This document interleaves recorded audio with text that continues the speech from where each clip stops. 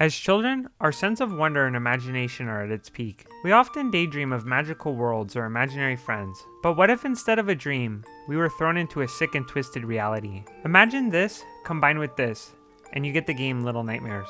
This intricately woven horror-based platformer is an immersive and chilling experience. Since Little Nightmares 2 just released, I figured I'd give a quick recap of the story events in the first game. You play as Six, an abandoned girl who is left stranded on a massive cacophonous ship named the Maw. We see an opening scene of a nightmare that awakens our character. You start in the depths, isolated and alone, but this solitude is short-lived. As we traverse the lower parts of the ship, we see horrific imagery everywhere. Blood-sucking leeches, piles of thrown-away shoes, and this long-armed monstrosity. I'd also like to mention quickly, the atmosphere is everything in this game.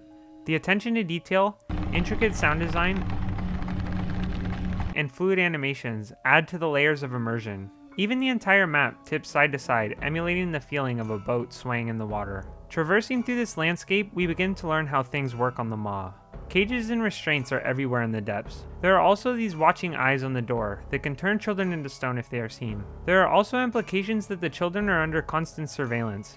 One example of this is when you break a window and you see a chair and a room behind it. Someone was watching these children to make sure they wouldn't escape. The janitor is the first main enemy we encounter. He has short legs and a terrifyingly long reach. As Six evades him and explores the ship, we can see children in cages being transported through the Maw. Eventually, the janitor preys on Six's hunger and captures her in a cage. Keep in mind hunger, because it's a reoccurring theme for Six's character. Whenever she feels hungry, her motivation for food overrides everything else. Eventually, the conflict comes to a climax, and Six manages to defeat the janitor by slicing off his arms. Then Six travels up from the depths to the kitchen area. Here she learns that the children in cages are used as food. They are prepared by a sickening duo, aptly named the Twin Chefs. Six must evade these maniacal cooks as she makes her way higher through the ship. She also gets to experience the Twisted Order in this game. Little Nightmares' game world is intricately structured. As we explore this demented reality, we can see the entire process of how the children are harvested. Six even uses some things directly in the process, like the meat grinder and hooks.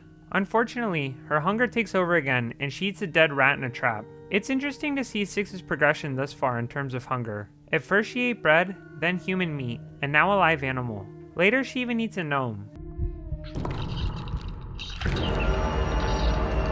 Gnomes are little creatures that scurry around in the game world. In one of the DLCs, we learned that gnomes are actually children themselves, used as child labor to power the Maw. I think this harkens back to the title Little Nightmares. One of the scariest things anyone can imagine is becoming what they fear most.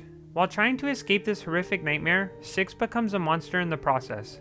Finally, she escapes from the kitchen and gets her first glimpse outside the Maw. We can see lines of passengers boarding the boat. We then get our first look at the geisha girl. Climbing higher and higher, we see gluttonous guests engorging themselves on meat.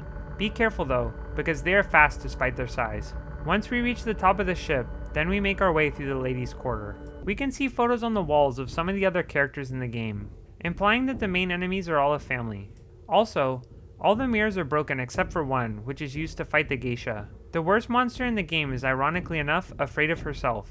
After Six defeats the geisha, then she bites her neck and absorbs her powers. We then get this epic outro sequence in which the gluttons try to attack Six, but with her new power, she absorbs their life essence. To me, this seems like the goal of the geisha: to fatten up the guests with kidnapped children and then suck out their life essence when they are too fat to defend themselves. I'm so excited to see what the future holds for Little Nightmares 2. This was my brief recap of the story in the first game. If you enjoy this content, maybe like and subscribe. It really does help. Let me know down in the comments some of your biggest predictions for Little Nightmares 2 or things in general you're excited about regarding the game. Thanks, have a good one.